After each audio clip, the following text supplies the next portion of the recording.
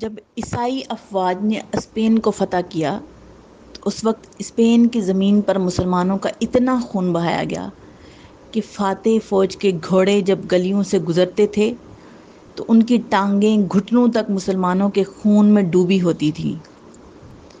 جب قابض افواج کو یقین ہو گیا کہ اب اسپین میں کوئی بھی مسلمان زندہ نہیں بچا ہے تو انہوں نے گرفتار مسلمان فرمانروا کو یہ موقع دیا کہ وہ اپنے خاندان کے ساتھ واپس مراکش چلا جائے، جہاں سے اس کے آباء و اجداد آئے تھے۔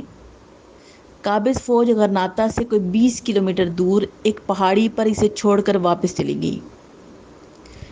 جب عیسائی افواج مسلمان حکمرانوں کو اپنے ملک سے نکال چکے تو حکومتی جاسوس گلی گلی گھومتے رہے کہ کوئی مسلمان نظر آئے تو اسے شہید کر دیا جائے۔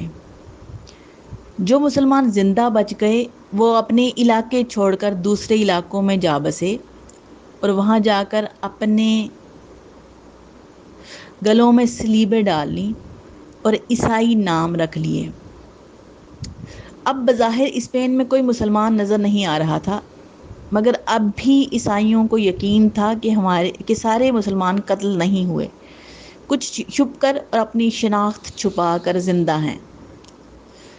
اب مسلمانوں کو باہر نکالنے کی ترکیبیں سوجی جانے لگیں اور پھر ایک منصوبہ بنایا گیا۔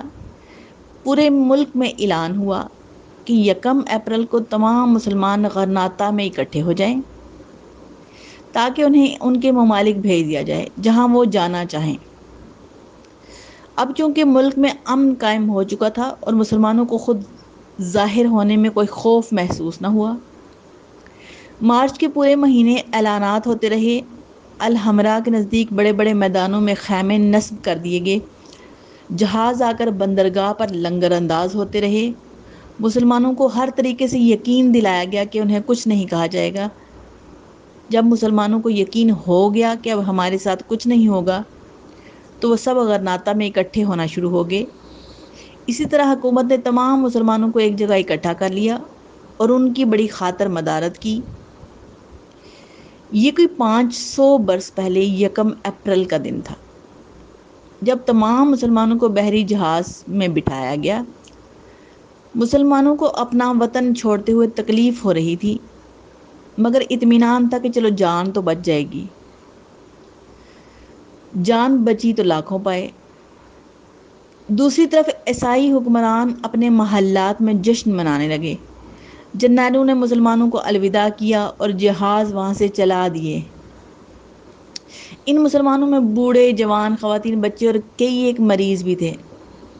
جب جہاز سمندر کے عین وسط میں پہنچے تو منصوبہ بندی کے تحت انہیں گہرے پانی میں ڈبو دیا گیا اور یوں وہ تمام مسلمان سمندر میں ابدی نیند سو گئے۔ اس کے بعد اسپین میں خوب جشن منایا گیا کہ ہم نے کس طرح اپنے دشمنوں کو بے وقوف بنایا۔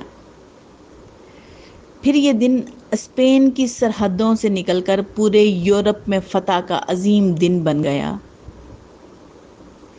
اور اسے 1 اپریل کا نام دیا گیا۔